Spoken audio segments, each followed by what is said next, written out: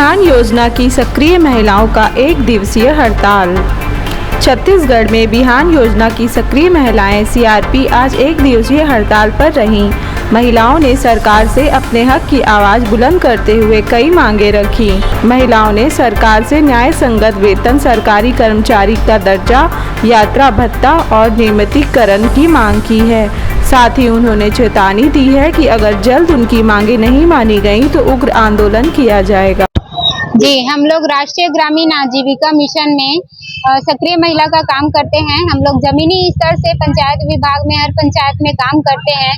स्वास्थ्य विभाग, पंचायत विभाग, मनरेगा विभाग, हर विभाग का कार्य हम लोग करके देते हैं। और सक्रिय महिला का जो कार्य होता है, इतना काम करने के बावजूद मात्र 1910 रुपये बस मिलता है हम लोगों को।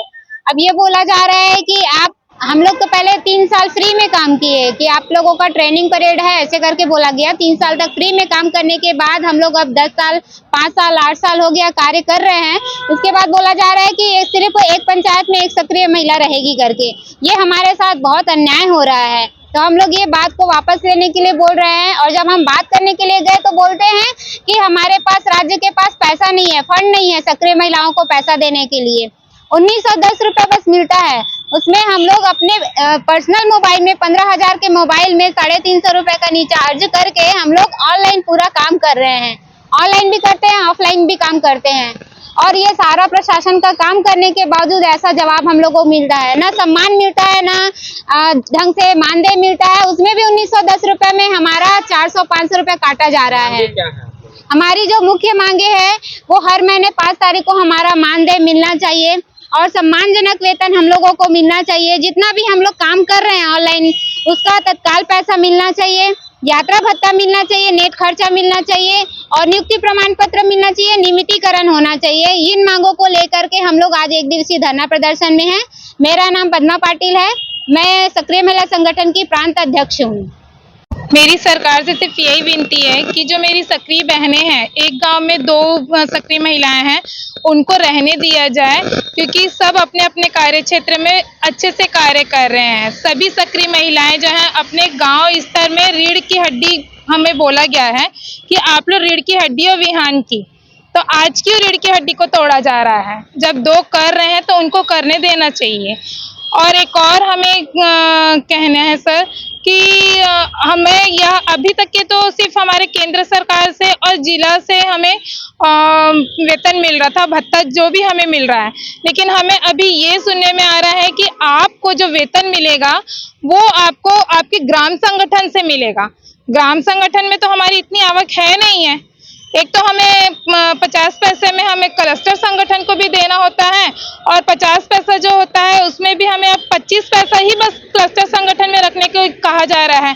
तो इतना ब्याज तो आता नहीं है सर कि जो हमारा वेतन भी निकल जाए, और इतने खर्चे भी बढ़ गए उसमें, ये रजिस्टर करो, ये मेंटेन करो, हर चीज के लिए।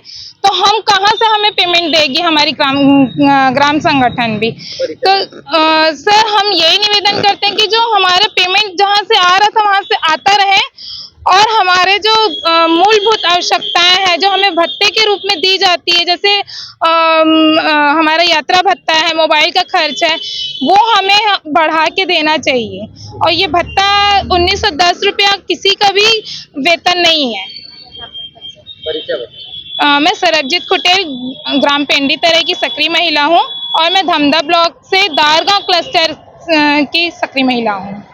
गाँव में रह के सब समूह की महिलाओं को जागरूक कर रहे हैं समूह में जुड़ने के लिए, और हमारे कहने से ही समूह की महिलाएं जुड़ रही हैं। और पहले तो समूह नहीं था, 2-4 समूह था, लेकिन अब तो हमारे सक्रिय महिला के वजह से हर गांव में 30 से 40 समूह बन गए हैं और सभी लोन भी निकाल रहे हैं और अपनी जरूरत को पूरा कर रहे हैं। तो केंद्र का हम लोग बहुत सारा काम कर रहे हैं। लखपति दीदी हो गया, बीपीआरपी सर्वे हो गया, तो जनपद में भी हमें आना जाना पड़ता है, उसके लिए भी पेट्रोलिंग लगता है, लेकिन उसका भी हमें वाहन भत्ता नहीं दिया जाता है। नेट चार्ज कराते हैं मोबाइल में, उसको भी नहीं होता। मोबाइल इतना खराब हो जाता है 1-2-2-2.5 साल में, तो नया मोबाइल 15,000-20,000 का नया मोबाइल लेके हम लोग सर्वे कर रहे हैं। और इतना मानदेय में काफ़ी नहीं तो बहुत बहुत अन्याय है। ये केंद्र को ये ध्यान देना चाहिए कि इतने कम वेतन में इतना हम लोग काम करवाए तो कैसे मैनेज होगा। महाराष्ट्र में तो 6,000 मानदेय हो गया है, केंद्र से 3,000 केंद्र और राज्य से 3,000, ऐसा करके 6,000 मानदेय महाराष्ट्र में हो गया। तो हम लोग भी सरकार से निवेदन करना चाहते हैं कि हमारा भी दुर्ग जिला में जितने हम लोग सक्रिय महिला हैं उनका भी मानदेय बढ़ाया जाए। 6,000 से 10,000 तक हम लोग का मानदेय होना चाहिए, ये जायज़ है। धन्यवाद। मेरा नाम श्रीमती सुरेखा बघेल है, ग्राम उमरकोटी से।